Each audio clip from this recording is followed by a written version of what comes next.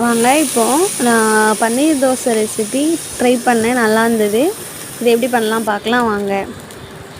First தோசைக்கல்லில் dosa மாவு நல்லா apply பண்ணிவிட்டு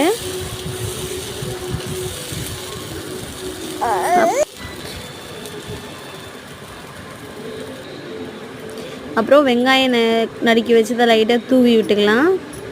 அப்புறம் கொடை மிளகா அதையும் போட்டுக்கலாம். அப்புறம் தக்காளி போட்டுக்கிட்டு அப்புறம் லைட்டாக சில்லி பவுடர்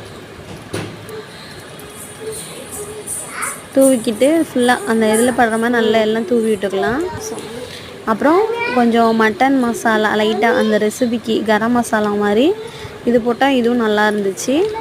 இதையும் போட்டுக்கலாம் கொஞ்சம். அதுக்கப்புறம் அந்த தோசைக்கல்ல அந்த மசாலா பொடியெல்லாம் கொஞ்சம் இதாகிற மாதிரி கொஞ்சம் தோசை கரண்டிட்டு அமுக்கி அப்படி இது பண்ணி விட்டுக்கலாம். அதுக்கப்புறம் அது நல்லா கொஞ்சம் அதுக்கப்புறம் மேலே லைட்டாக எண்ணெயை மட்டும் லைட்டாக ஊற்றிக்கலாம் சுற்றி.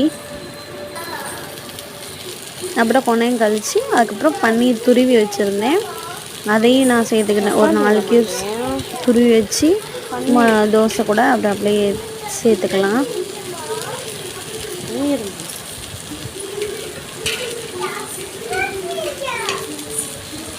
அதையும் சேர்த்துட்டு அப்புறம் லைட்டாக அதுக்கு மேலே கொஞ்சம் மட்டன் மசாலா அந்த பன்னீரில் பொடி டேஸ்ட் நல்லா இருந்தது.